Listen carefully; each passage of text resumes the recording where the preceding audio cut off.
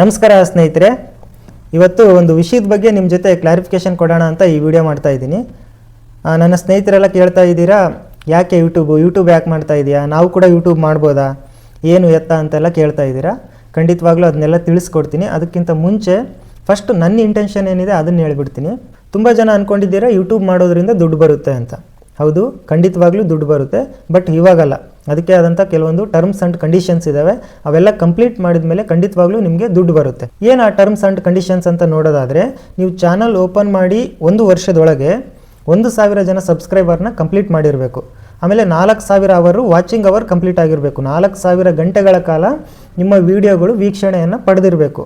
ಆವಾಗ ನಿಮಗೆ ದುಡ್ಡು ಬರೋದಕ್ಕೆ ಶುರುವಾಗುತ್ತೆ. 4,000 ಅವರ್ ವಾಚಿಂಗ್ ಅವರ್ ಅಂತಂದರೆ ಏನು? ಈಗ ಫಾರ್ ಎಕ್ಸಾಂಪಲ್, ನಾನು ಒಂದು 5 ನಿಮಿಷದ ವೀಡಿಯೋ ಹಾಕ್ತೀನಿ ಯೂಟ್ಯೂಬಲ್ಲಿ. ಅದನ್ನು ಇಬ್ಬರು ನೋಡಿದ್ರೆ 10 ನಿಮಿಷ ಆಗುತ್ತೆ, 4 ಜನ ನೋಡಿದ್ರೆ 20 ನಿಮಿಷ ಆಗುತ್ತೆ, 12 ಜನ ನೋಡಿದ್ರೆ 1 ಅವರ್ ಕಂಪ್ಲೀಟ್ ಆಗುತ್ತೆ. ಎಷ್ಟು? 12 ಜನ ನೋಡಿದ್ರೆ 1 ಅವರ್ ಕಂಪ್ಲೀಟ್ ಆಗುತ್ತೆ. ಅದರಲ್ಲಿ ಕೆಲವರು 30 ಸೆಕೆಂಡ್ ನೋಡ್ತಾರೆ, ಕೆಲವರು 1 ನಿಮಿಷ ನೋಡ್ತಾರೆ, ಕೆಲವರು 2 ನಿಮಿಷ ನೋಡ್ತಾರೆ. ಸೊ ಹೀಗೆ ನೀವು ಹಾಕೋ ಪ್ರತಿಯೊಂದು ವೀಡಿಯೋಗೂ 1 ಸೆಕೆಂಡು 1 ನಿಮಿಷನೂ ಕೌಂಟ್ ಆಗಿ ಕೊನೆಗೆ 4,000 ಅವರ್ ವಾಚಿಂಗ್ ಅವರ್ ಕಂಪ್ಲೀಟ್ ಆಗಬೇಕು. ಇಷ್ಟು ಮಾಡಿಬಿಟ್ರೆ ದುಡ್ಡು ಬರುತ್ತಾ? ಖಂಡಿತವಾಗ್ಲೂ ಇಲ್ಲ. ನಿಮಗೆ ಗೂಗಲ್ ಆ್ಯಡ್ಸೆನ್ಸಿಂದ ಒಂದು ನೋಟಿಫಿಕೇಷನ್ ಬರುತ್ತೆ. ಇಮೇಲ್ಗೋ ಇಲ್ಲ ಮೆಸೇಜ್ಗೋ ಇಲ್ಲ ಲೆಟರ್ ಮುಖಾಂತರ ನಿಮಗೆ ಒಂದು ನೋಟಿಫಿಕೇಷನ್ ಬರುತ್ತೆ. ನೀವು ಯೂಟ್ಯೂಬಿಂದ ಅರ್ನ್ ಮಾಡೋದಕ್ಕೆ ಎಲಿಜಿಬಲ್ ಇದ್ದೀರಾ, ಚಾನಲ್ ಮಾನಿಟೈಸೇಷನ್ ಮಾಡ್ಕೊಳ್ಳಿ ಅಂತ.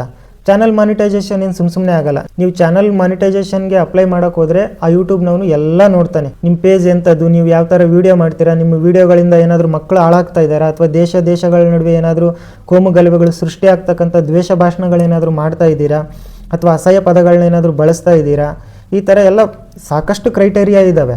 ಅವೆಲ್ಲವೂ ಚೆಕ್ ಮಾಡಿ ಓಕೆ ಫೈನ್, ನಿಮ್ಮ ಚಾನಲ್ ಗುಡ್, ಚೆನ್ನಾಗಿದೆ, ಅರ್ನ್ ಮಾಡೋದಕ್ಕೆ ಯೋಗ್ಯವಾಗಿದೆ ಅಂತಂದಾಗ ಯೂಟ್ಯೂಬ್ ಕಡೆಯಿಂದ 2 ಸ್ಟೆಪ್ ವೆರಿಫಿಕೇಷನ್ ಅಂತ ಬರುತ್ತೆ. ಅದೆಲ್ಲ ಕಂಪ್ಲೀಟ್ ಆದಮೇಲೆ ನಿಮಗೆ ಚಾನಲ್ ಮಾನಿಟೈಸೇಷನ್ ಆಗುತ್ತೆ. ಆವಾಗ ದುಡ್ಡು ಬರೋದಕ್ಕೆ ಶುರುವಾಗುತ್ತೆ. ಬಟ್ ನೀವು ಅಂದ್ಕೊಂಡಷ್ಟು ದುಡ್ಡು ಬರಲ್ಲ, ಒಂದು ಮಟ್ಟಕ್ಕೆ ಬರುತ್ತೆ. ಆಮೇಲೆ ಇನ್ನೂ ಕೆಲವರು ಕೇಳಿದ್ರಿ, ಈ ಥರ ವೀಡಿಯೋಸ್ ಎಲ್ಲ ಯಾಕೆ ಮಾಡ್ತೀಯಾ, ಕಾಮಿಡಿ ವೀಡಿಯೋಸ್ ಎಲ್ಲ ಮಾಡಬೇಡ, ಯಾವುದಾದ್ರೂ ಒಂದು ವಿಷಯದ ಬಗ್ಗೆ ಮಾತಾಡು, ಟ್ರೆಂಡಿಂಗಲ್ಲಿರೋ ಟಾಪಿಕ್ ಬಗ್ಗೆ ತಿಳಿಸ್ಕೊಡು, ಅಥವಾ ಈ ಪೊಲಿಟಿಕಲ್ ಬಗ್ಗೆ, ನ್ಯಾಷನಲ್ ಇಂಟರ್ನ್ಯಾಷನಲ್ ನ್ಯೂಸ್ಗಳ ಬಗ್ಗೆ ಜನರಿಗೆ ಅರಿವು ಮೂಡಿಸು, ಆ ಥರ ವೀಡಿಯೋಸ್ ಎಲ್ಲ ಚೆನ್ನಾಗಿ ಓಡ್ತವೆ ಅಂತೆಲ್ಲ ಹೇಳಿದ್ರಿ. ಖಂಡಿತವಾಗ್ಲೂ ಆ ಥರ ಎಲ್ಲ ವೀಡಿಯೋಸು ಅದು ಹೊಸಬರಿಂದ ಜನ ನಿರೀಕ್ಷೆ ಮಾಡಲ್ಲ. ಯಾಕಂದರೆ ಹಳಬರಿಗೆ ಆಲ್ರೆಡಿ ಸೆಟ್ ಆಗಿಬಿಟ್ಟಿದ್ದಾರೆ. ಈ ಚಾನಲ್ ಓಪನ್ ಮಾಡಿದ್ದೆ ಅದ್ರ ಸಲುವಾಗಿ, ಯಾವುದಾದ್ರೂ ಒಂದು ವಿಷಯದ ಬಗ್ಗೆ, ಈ ದೇಶದ ಬಗ್ಗೆ, ಇತಿಹಾಸದ ಬಗ್ಗೆ, ರಾಜಕೀಯ ಬಗ್ಗೆನೇ ಚರ್ಚೆ ಮಾಡೋಣ ಅಂತಲೇ ಈ ಒಂದು ಚಾನಲ್ ಓಪನ್ ಆಗಿದ್ದು. ಬಟ್ ಜನ ಏನಂತಂದರೆ ಹೊಸಬರಿಂದ ಅದನ್ನು ನಿರೀಕ್ಷೆ ಮಾಡಲ್ಲ. ಸೊ ಇವಾಗ ನಾವು ಹೆಂಗೆ ಆಗ್ಬಿಟ್ಟಿದ್ದೀವಿ ಅಂತಂದರೆ, ಬರೀ 30 ಸೆಕೆಂಡ್ 60 ಸೆಕೆಂಡ್ ವೀಡಿಯೋಗೆ ಅಡಿಕ್ಟ್ ಆಗಿಬಿಟ್ಟಿದ್ವಿ. ಬರೀ ಸ್ಕ್ರೋಲ್ ಮಾಡ್ತಾನೆ ಇರಬೇಕು. ಅದಕ್ಕಿಂತ ಒಂದು ಸ್ವಲ್ಪ ಜಾಸ್ತಿ ವೀಡಿಯೋ ಲೆಂತ್ ಆಯ್ತು ಅಂದರೆ ನಮ್ಮ ವೀಡಿಯೋ ಸ್ಕ್ರೋಲ್ ಆಗ್ತಾ ಇರುತ್ತೆ, ಇಲ್ಲ ಬ್ಯಾಕ್ ಆಗಿಬಿಡ್ತೀರಾ. ನಾವೇನೇ ಎಂಟರ್ಟೈನ್ಮೆಂಟ್ ಮಾಡೋದಿದ್ರು, ಏನೇ ವಿಷಯ ಹೇಳೋದಿದ್ರು, ಹೊಸಬ್ರು ಎಸ್ಪೆಷಲಿ ಹೊಸಬ್ರು 30 ಸೆಕೆಂಡ್ 60 ಸೆಕೆಂಡ್ ಒಳಗೆ ವೀಡಿಯೋವನ್ನು ಮುಗಿಸ್ಬೇಕು. ಇಲ್ಲಾಂತಂದರೆ ಯಾರೂ ನೋಡಲ್ಲ. ಕಂಪ್ಲೀಟ್ ಆಗೋವರೆಗೂ ನಿಜವಾಗ್ಲೂ ಯಾರೂ ವೀಡಿಯೋ ನೋಡಲ್ಲ. ಏನೋ ಸ್ವಲ್ಪ ಇಂಟ್ರೆಸ್ಟಿಂಗ್ ಆಗಿತ್ತು, ಫನ್ನಿ ಆಗಿತ್ತು ನೋಡ್ತಾರೆ. ಆಮೇಲೆ ಇತ್ತೀಚಿನ ದಿನಗಳಲ್ಲಿ ಯಾರೂ ಕೂಡ ಈ ದೇಶದ ರಾಜಕೀಯ ಬಗ್ಗೆ, ಇತಿಹಾಸದ ಬಗ್ಗೆ ಏನೇನು ಆಗ್ತಾ ಇದೆ, ಏನೇನು ಹೋಗ್ತಾ ಇದೆ, ಯಾರೂ ತಲೆ ಕೆಡಿಸ್ಕೊಳ್ಳೋಕೆ ಹೋಗಲ್ಲ ಸ್ನೇಹಿತರೆ. ನನಗೂ ಇನ್ಫಾರ್ಮೇಷನ್ ವೀಡಿಯೋಸ್ ಮಾಡಬೇಕಂತಲೇ ಇಷ್ಟ. ಮೊನ್ನೆ ಗಾಂಧಿ ತಾತದ್ದು ಮಾಡಿದೆ. ಎಷ್ಟು ಜನ ನೋಡಿದ್ರಿ? ಎಲ್ಲ ಸೇರಿ 200 ಜನ ನೋಡಿಲ್ಲ. ಅದನ್ನು ನಾನು ರಾತ್ರಿ ಇಡೀ ಎಡಿಟಿಂಗ್ ಮಾಡಿ, ಸೋರ್ಸ್ ಎಲ್ಲ ಕಲೆಕ್ಟ್ ಮಾಡಿ, ಆ ಫೋಟೋಸ್ ಎಲ್ಲ ಕಲೆಕ್ಟ್ ಮಾಡಿ ಎಡಿಟ್ ಮಾಡಿದರೆ ಎಲ್ಲ ಸೇರಿ 200 ಜನ ನೋಡಲಿಲ್ಲ.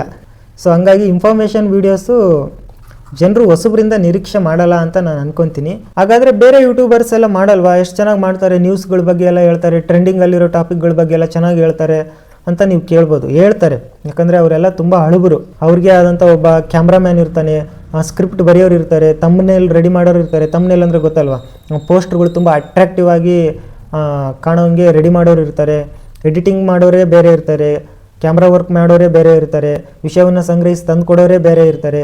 ಸೊ ಹಿಂಗಾಗಿ ಎಲ್ಲ ಟೀಮ್ ವರ್ಕ್ ಇರುತ್ತೆ ಅವ್ರದ್ದು. ಆ ಟೀಮಿಂದ ಚಾನಲ್ ಕೂಡ ಗ್ರೋತ್ ಆಗುತ್ತೆ. ಯಾವುದೇ ಕಾರಣಕ್ಕೂ ಒಬ್ಬರಿಂದ ಮಾತ್ರ ಆ ಒಂದು ಕೆಲಸ ನಿಜವಾಗ್ಲೂ ಖಂಡಿತವಾಗ್ಲೂ ಆಗೋದಿಲ್ಲ. ನ್ಯೂಸ್ಗಳನ್ನ ಜನರಿಗೆ ಮುಟ್ಟಿಸೋ ಕೆಲಸ ಖಂಡಿತವಾಗ್ಲೂ ಒಬ್ಬರಿಂದ ಆಗೋದಿಲ್ಲ. ಯಾಕಂದರೆ ವಿಡಿಯೋ ನೋಡೋದಕ್ಕೆ ಸಿನಿಮಾಟಿಕ್ ಆಗಿ, ರಿಯಲಿಸ್ಟಿಕ್ ಆಗಿ, ಇದೆಲ್ಲ ಬ್ಯಾಕ್ಗ್ರೌಂಡ್ ಮ್ಯೂಸಿಕ್ ಆಗಿರ್ಬೋದು, ಇದೆಲ್ಲ ಸೆಟಪ್ಪು ಕೇಳ್ತಾರೆ. ಅದು ನಮ್ಮಂಥ ಸಣ್ಣ ಸಣ್ಣ ಯೂಟ್ಯೂಬರ್ಗಳಿಂದ ಮಾಡೋಕ್ಕಾಗಲ್ಲ. ಯಾಕಂತಂದರೆ ನಾವು ಬರೀ ಮೊಬೈಲ್ ಇಟ್ಕೊಂಡು, ಯಾವುದೋ ಒಂದು ಕಾಲರ್ ಮೈಕ್ ಇಟ್ಕೊಂಡು ಅದನ್ನು ಮಾಡ್ತೀವಿ ಅಂತಂದರೆ ಖಂಡಿತವಾಗ್ಲೂ ಆಗಲ್ಲ. ಯಾಕೆ ಆಗಲ್ಲ ಅಂತ ಕೇಳಿ, ಅದಕ್ಕೆಲ್ಲ ಕೆಲವೊಂದು ಆ್ಯಪ್ಸ್ ಇದ್ದಾವೆ ಆಯಿತಾ. ಪ್ರೀಮಿಯರ್ ಪ್ರೋ, ಅಡಬು, ಕ್ಯಾಪ್ಕಟ್ಟು, ಈ ಥರ ಆ್ಯಪ್ಸ್ಗಳಲ್ಲೆಲ್ಲ ಅವರು ಎಡಿಟಿಂಗ್ ಮಾಡಿ ಸಿನಿಮ್ಯಾಟಿಕ್ ಆಗಿ ನಿಮಗೆ ವೀಡಿಯೋಗಳನ್ನ ಪ್ರೆಸೆಂಟೇಷನ್ ಮಾಡ್ತಾರೆ. ಅದನ್ನು ನಾವು ಕೂಡ ಮಾಡ್ಬೋದು. ಏನಂತಂದರೆ ಅದಕ್ಕೆ ಸಬ್ಸ್ಕ್ರಿಪ್ಷನ್ ತೊಗೋಬೇಕು.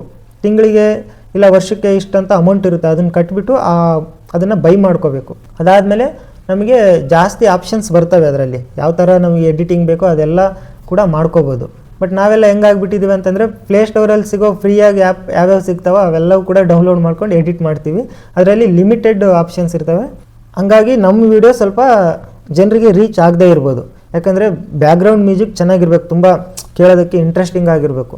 ಆ ಬ್ಯಾಕ್ಗ್ರೌಂಡ್ ಮ್ಯೂಸಿಕ್ ನಾವೇನಾದರೂ ಹಾಕಿವಿ ಅಂತಂದರೆ ಕಾಪಿರೈಟ್ ಸ್ಟ್ರೈಕ್ ಬರುತ್ತೆ ನಮ್ಮ ಚಾನಲ್ಗೆ. ಅದೇನಾದರೂ ಬಿತ್ತು ಅಂದರೆ ನಮ್ಮ ಚಾನಲ್ ಗ್ರೋತ್ ಆಗಲ್ಲ, ಮುಂದೆ ಮಾನಿಟೈಸೇಷನ್ ಮಾಡ್ಕೊಳ್ಳೋಕ್ಕಾಗಲ್ಲ, ಇಲ್ಲ ಯಾವ ಕ್ಷಣದಲ್ಲಿ ಬೇಕಾದರೂ ಚಾನಲ್ ಡಿಲೀಟ್ ಆಗ್ಬೋದು. ನಾವು ಸುಮ್ಮನೆ ಯಾವ್ದು ಸಿಕ್ಕರೆ ಅದನ್ನು ಮ್ಯೂಸಿಕ್ ತಂದು ನಮ್ಮ ವೀಡಿಯೋದಲ್ಲಿ ಹ್ಯಾಡ್ ಮಾಡ್ಕೊಳ್ಳೋಕ್ಕಾಗಲ್ಲ.